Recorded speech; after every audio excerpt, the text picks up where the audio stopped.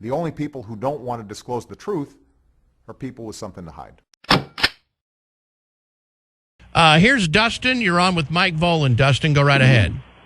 Good afternoon, gentlemen. I believe I am a skeptic, and I hope you'll understand the nature of the intent of the question. Why bother with a forgery if we're in a situation where this is the elitists involved in this? Certainly, they would have the power to say pick whatever birth certificate would be appropriate, and then eliminate the person that rightfully owned it. Oh, my. And then, boom, he's got a legitimate birth certificate. I'm just not buying it. Oh, yeah, it could be like an illegal alien, right? Where they go and they steal the identification of a dead person. Why bother, or make them dead? Why bother with a forgery when you can just as easily create a proper original or acquire a proper original? Oh, it's interesting. Thank you, gentlemen. Very good question right there. Mr. Volan, what do you think about that? That's a great question, Dustin. Thank you. Don't forget, they had to get the numbers sequenced. They had to put numbers as close as they could have in August of 1961. So even if they did that, Dustin, they would have to lift the name off that birth certificate and place the name on the new birth certificate. And that's where the problem with the current birth certificate on the White House website. There were things lifted, taken, pasted. Hawaii is complicit in this. Let's think about this. We have Loretta Fuddy, who just died under suspicious circumstances, who is the only Department of Health director in the state of Hawaii not to hold a medical degree certificate.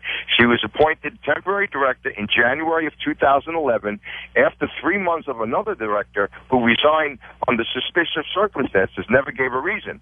In March, she was made full-time director, and in April 2011, lo and behold, we have a birth certificate appearing out of the middle of nowhere, which Hawaii said didn't exist. Now, that's also at the same time that Governor Neil Abercrombie came in office. So it all leads back to Hawaii. Chris, there is no birth certificate in the state of Hawaii. Wow. And then she died in a plane crash, correct? The only one to die in a controlled water landing plane crash. The only under suspicious circumstances. She had a life vest on. She could have clung to the plane. She was with, I think, 9 other people. And the 9 other people, were they people that could possibly be connected together to each other? Because, I mean, in theory, she would have had to, I don't know, they would have all had to have colluded in covering up the killing of this woman. I mean, that's the way I look at it. There's a lot of questions there, Chris. Yeah, all right. Here we go. Let's see. This is Sam. Welcome to News Radio 1110 KFAB. Go right ahead. Thank you very much. My question is, there was a contemporaneous announcement in the newspaper of his birth. How can you explain? Did somebody know back in 1961, 40 years later, he'd be running for president? Or how do you explain that? Very good question. All right. Thanks a lot, Sam. Go ahead, Mike. That's a good one there. Either it was put in as a forgery. Later on, it was inserted into the files in the Department of Health. Or, this is my theory, Stanley Ann Dunham is not his mother. She either all of a sudden got a baby dropped at her doorstep, and it was a black baby, and back then in 1961, it just didn't mix white and black. That's no problem. And all of a sudden, her parents said, well, what are you doing? We have to do something about this. And they went and put the announcement in the newspaper. It doesn't say that he was born in Hawaii. It just says that she gave birth. Or the other theory is, Chris, that he was adopted overseas. She didn't like the way the life was overseas. She knew in America she can, raise a child much easier under better circumstances, brought the baby back, a colored baby, to Hawaii, and the parents wanted to put an announcement in the paper to make it look all right, and that's how Barack Obama Sr., who was not Obama's father, got into the picture, was listed on the father. And one more thing, Chris, since we're talking about black. On his birth certificate, if you look at it, the race of the father says African. Africa is a continent. It's not a race. All right, let me do this. I got to go to the news here. We'll come back. One more segment with Mike Volan investigating the president's birth certificate since the president brought it up. Well, what the heck? We'll take a look at it. Mike, hang on. We'll be right back here. Chris Baker Radio Show, Skeptics, 402-588-1110. Chris Baker Radio Show, News Radio 1110 KFAB, our remaining segment with Mike Volan. Mike Volan investigating the president's birth certificate. Because he brought it up, we figure, what the heck? Let's see what's going on. Mike, welcome back to the big show. Now, your website is where's Obama's birthcertificate.com. And you offer sheriff's kits. What exactly is the sheriff's kit? The sheriff kit is the investigation that the Maricopa County Sheriff's Department did. I'd like to thank them for that. It was brought on by the surprise Tea Party patriots in Arizona.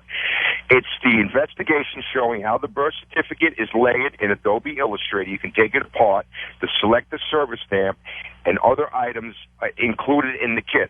There's also a universal shattering video. If you click on my site on the upper right side, it's a 9-minute video. It's a primer. It's a cursor. We go back to the days of Chris Matthews saying Obama was born in Indonesia. It's right there in the video, Chris Matthews himself saying it. Well, you know, his credibility is somewhere, I don't know, around negative 8,000. So that right there could blow your case right out the window. It just, you know, now I understand that there's some big news coming out. Is that true? This is what I keep hearing, that we're going to hear something from Sheriff Arpaio's investigation. Absolutely, positively. They had a target date set in March, but with all the information coming forward, more and more information is coming on. That's the police department, Chris. They're compiling the information. They're putting it on paper. They're making sure everything's right. Now, back to the sheriff kit for 1 minute. What happened when the information got out, and it's in that universal shattering video, you can hear Mike say that it was shut down 24 hours after the release of the information. They were supposed to be on the Sean Hannity show that night. Hannity pulled the plug, and you can hear Mike say that. Hannity pulled the plug. It's right there, Chris. Oh, Watch my. The universal oh, yeah. If Hannity would have had that on, Chris, we would have had a different country today. And they pulled it, and they've been threatened. You can even hear Mike say it live. I mean, I have the video there saying that they were threatened. They were threatened with their Who was job. threatened? Sean Hannity was threatened? I don't know if it was exactly Hannity, but he said media execs, producers, and everybody involved in the media network. Oh my! Wow! I see. Wow! Threatening Hannity. He's a tough guy. He's a tough guy. You would think. I'm going to call him and find out if he was threatened. I'm going to ask him. That's what I'm going to do. Watch the video first. It's about the 6 or 7 minute mark, and you can hear Mike say it clearly. Fascinating. All right, let's get a couple more questions. We appreciate your time today, Mr. Volan. Let's see. Here is we got that. Okay, Dave. Hi, you're on News Radio 1110 KFAB. Dave. Yes. Hi, Detective. Yeah, go ahead, sir. What's your question? I like to know if you got all this information, all this evidence, what are you going to do about it, or what can you do about it?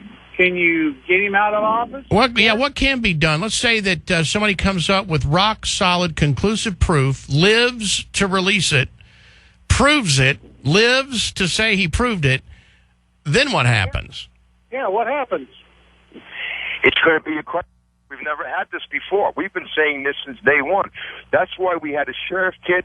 We went to Congress, Chris. People download my sheriff's kits. I mailed them out. If you can't download them, look at all the pictures on my website. There's 2 pictures of presentations.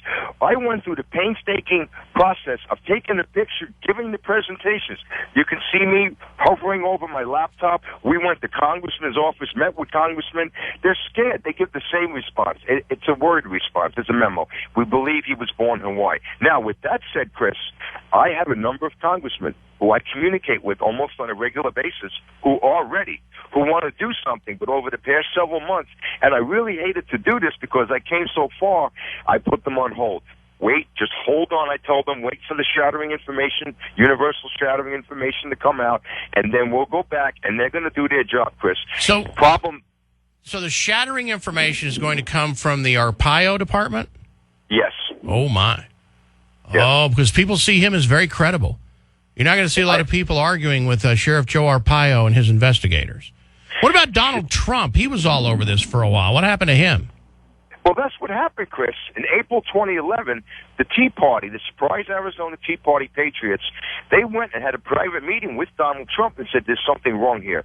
And Trump grabbed the microphone and actually got a copy of his own birth certificate, and that kind of forced the White House to bring it up almost 3 years after we requested one. And then don't forget, Jerome Corsi had the book coming out that next 2 weeks. You know, all of this. A lot of people think Jerome Corsi's a nut. You know that, right? He's not a nut. There's a lot of people that think, what are you talking to that guy for? They think he's a little whacked out. He's a sharp guy. All right, one more question real quick before we get out of here. JT, you're on News Radio 1110 KFAB. Hi, JT. Yeah, hi, Chris. Thanks for having me. Mr. Volan, thanks for being here. Is it Mr. Volan? Should I call you Mike or Michael? Or? Whatever. Just how about your question so we don't run out of time? Yeah, my question to Mr. Volan is, how in the world can you possibly characterize Barry Obama as being an alias when it's just the person's nickname they went by as a kid? And if so, how come you're using the alias Mike Volan or Michael Volan or Mr. Volan for that matter? Where were you born, Mr. Volan? What is it you have to hide, Volan? What is it My you name have is to hide? Michael Volan. I was born in Queens, New York. My phone number is on the website. Yeah, why do you go by Mike then? That's an alias, isn't it? Mike, what do you have to hide? I'm trying to answer the question. Mike, why do you use all those different names? If you're using all those different names, then it's... Well, hang on. Hey, JT, hang on, sir. Don't be that way. Let's let... JT, can you let him answer... JT, now you're being silly. Why don't you let him answer the question, and then you can ask him a follow-up question, okay? Fair enough. Fair enough. Look, I booked the guy. They said the name's Michael. I call him Mike. Michael... Who cares? But he said Barry and Barack are aliases. Okay, well, let's let him go through the other aliases and then explain why he calls them aliases, and then you can ask him a follow-up question. How's that? All right, very good. All right, go ahead, Mr. Volan. Mr. Mike, Mr. Volan. Thank you, Chris. I have to put up with that all the time. My name is Michael Volan. That's the name on my birth certificate, and I'll show it if you want. People call me Mike my whole life. My entire life has been Mike. That's a nickname. You have Christopher. People call you Chris. That is my name. There's no nickname that changes my last name. It's not Michael Obama. It's not Michael Sotero. I've never changed my last name. Obama was an alias. So there's 4 aliases. Let him explain it, and then you can ask follow-up. Which name do you believe? Do you believe Sobokar? When he went to Indonesia, when his name was changed, and he came back with another name? Obama never used the name Sobokar on anything. Yes, he did. It was on his scratched out on his mother's passport. It has no meaning whatsoever. It's never been connected to Barack Obama. Barack Hussein Obama was born in Hawaii, and all his records show it.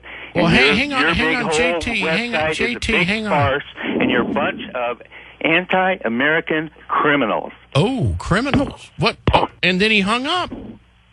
Well, I guess he's on to us, Michael. I guess so, Chris.